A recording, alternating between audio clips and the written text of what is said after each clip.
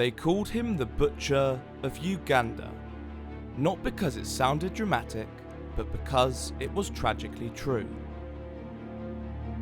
On January 25th, 1971, while most of the world was going about its business, General Idi Amin staged a military coup in Uganda, overthrowing the elected government of Milton Obote. He declared himself president, smiling for the cameras, chest full of medals. By August 4th, 1972, the true face of Amin's regime became even clearer. That day, with cold confidence, Idi Amin ordered the expulsion of Uganda's Asian population, giving them just 90 days to pack up their lives and leave. Nearly 40,000 Ugandan Asians fled to the United Kingdom, carrying whatever they could, leaving behind homes, businesses, and memories because they had no choice. But what about those who stayed behind? Under Amin's 8-year rule, historians estimate that over 300,000 civilians were massacred in Uganda, and those were just the ones we know about. Some African leaders, like Muammar Gaddafi of Libya, embraced him as a bold African revolutionary. Others, however, questioned his sanity. But what of the people of Uganda? This is the life of Idi Amin, the man history remembers as the Butcher of Africa.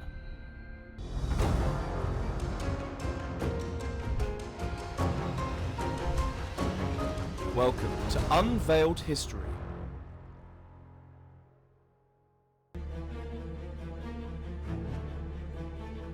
Before the world knew him by that terrible moniker, Idi Amin Dada was just a boy from the remote hills of the West Nile province, near the dusty town of Koboko, in what is now northern Uganda. But even his beginnings are not exactly easy to pinpoint. Some say he was born in 1923, others say 1925, or even 1928. And while a few records place his birth in Kampala, most agree it was somewhere near Koboko, a place as forgotten as he once was. His father vanished when he was still a child. Left behind, he was raised by his mother, a traditional herbalist and diviner. She was a member of the Lugbara ethnic group, while his father, who Amin barely knew, belonged to the Kakwa people, a small Islamic tribe that had settled in Uganda's north. Amin was raised Muslim, though his father had once been Roman Catholic. But religion was just one of many contradictions in his early life. He enrolled in an Islamic school, but left just after the 4th grade. In 1946, with little schooling but a powerful physique, Idi Amin joined the King's African Rifles, KAR, a regiment of the British colonial army. And that's where things began to change. Quickly, his brute strength and loyalty to command earned him favour. He rose through the ranks because he obeyed orders without question or mercy. As Uganda approached independence in the early 1960s, the winds of change were sweeping across Africa. Colonial empires were fading, and new leaders were stepping into the spotlight. Among them was Apollo Milton Obote, head of the Uganda People's Congress. Obote rose quickly, becoming Chief Minister, then Prime Minister, and by his side was Idi Amin, one of only 2 high-ranking black Africans in the King's African Rifles. Obote trusted him, or at least thought he could control him. Amin was appointed First Lieutenant of the newly formed Ugandan army and sent to northern Uganda to stop cattle rustling. But instead of restoring order, he left behind a trail of atrocities so disturbing that even the British government demanded prosecution. Obote didn't punish him. Instead, he protected him, quietly sending Amin to the United Kingdom for further military training. By the time Amin returned in 1964, Uganda was restless. The army was on the verge of mutiny. Obote gave him a challenge: to restore order. And Amin did. His reward was a quick promotion to Major, then Colonel. This soldier was now becoming a central pillar of Uganda's military. But with power came corruption.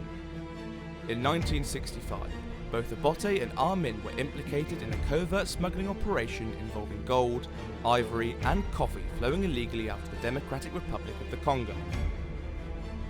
The scheme was bold and dangerous, and when President Edward Mutebi Mutesa II, Uganda's ceremonial monarch, demanded a parliamentary investigation, Obote panicked. In a dramatic power grab, Obote suspended the 1962 constitution, declared himself president, and had 5 ministers arrested. But he didn't stop there. He promoted Amin to General and Chief of Staff, solidifying the military under his control. Then, in 1966, under Amin's command, government forces stormed the royal palace. Mutesa narrowly escaped with his life and was forced into exile. From that moment, Obote ruled alone, but in doing so, he created a monster. Because standing just behind watching, learning and waiting was Idi Amin, now the second most powerful man in Uganda, and his ambition had only just begun. By the late 1960s, a cold silence had begun to settle between President Milton Obote and Idi Amin. They were now quietly turning into rivals. Amin had begun to build his own base of power within the army, and it wasn't just through rank. He was smuggling gold and ivory, arming rebels in southern Sudan, and channeling those funds to secure loyalty among troops. Behind the scenes, he also forged quiet ties with British and Israeli agents, knowing full well that politics, like war, was about strategic alliances. Meanwhile, Obote was drifting further to the left of the political spectrum, embracing socialist ideals that disturbed Western powers. The Cold War was at its height, and to Britain and other capitalist nations, Obote's tilt towards socialism was a red flag. But Idi Amin, on the other hand, was a product of the British colonial army. He was brutal, yes, but familiar and predictable. He was a man the West could work with. So the shift began. Western powers, especially in the United Kingdom, started quietly backing Amin. They believed he could be their man in Uganda. Obote sensed it. First, he put Amin under house arrest. That didn't hold. Next, he demoted him to a non-executive role in the army, but the damage was done. Trust had been broken, and Amin, as an ambitious man, was just waiting for his moment.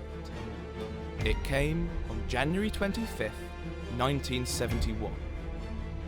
While Obote was attending a Commonwealth summit in Singapore, Idi Amin led a coup d'etat, seizing control of the government and declaring himself president of Uganda. The world watched as Uganda's military broke through the capital. Amin stepped forward in uniform, victorious with a new identity. He would go on to declare himself His Excellency, President for Life, Field Marshal Alhaji Dr. Idi Amin, VC, DSO, MC, Lord of all the beasts of the earth and fishes of the sea, and Conqueror of the British Empire in Africa in general, and Uganda in particular. At first, Amin was welcomed, both at home and abroad.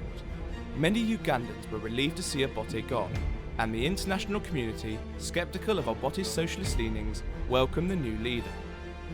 One of Amin's first symbolic acts was to bring home the body of former President Mutesa from exile for a state burial. This gesture softened his image. He released political prisoners, many of whom were loyal to him, disbanded the Ugandan secret police, and formed a government that looked like change. But behind the scenes, the man was laying the groundwork for a reign of terror. He established elite killer squads to hunt down Obote supporters, especially those from the Asholi and Lango ethnic groups. When Obote attempted a failed military comeback in 1972, launching an invasion from Tanzania, Amin struck back, bombing Tanzanian towns and beginning a massive purge of Asholi and Lango soldiers within the army. From there, the violence metastasized. First, the army, then the civilians. Amin grew increasingly paranoid, convinced that betrayal could come from anywhere. He reportedly moved residences constantly, fearing assassination, and the list of victims grew.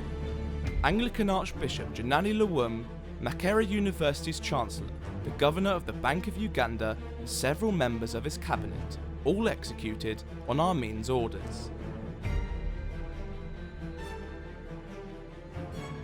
In 1972, Idi Amin declared an economic war on Uganda's Asian community, giving 70,000 British passport holders just 90 days to leave. Their businesses and homes were handed to his supporters.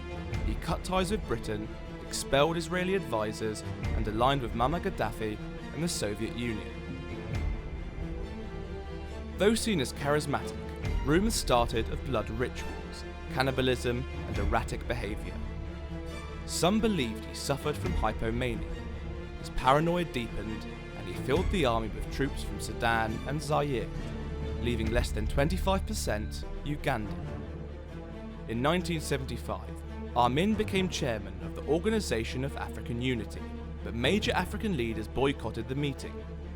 Meanwhile, Uganda's economy collapsed, with inflation soaring over 1,000% and international support fading fast. As Idi Amin's regime crumbled, assassination attempts mounted, and loyalty within the army vanished. In 1978, after a mutiny by troops loyal to General Mustafa Idrisi, Amin mistakenly invaded Tanzania. His bizarre response was a boxing match challenge to President Julius Nyerere. Tanzania retaliated. On April 11, 1979, Kampala fell, and Amin fled to Saudi Arabia, where he lived in exile. Nicknamed Dr. Jaffa for his love of oranges, he died of kidney failure in 2003. Historians now see him not as a clownish figure, but one of Africa's most brutal dictators, with over 100,000 deaths under his rule.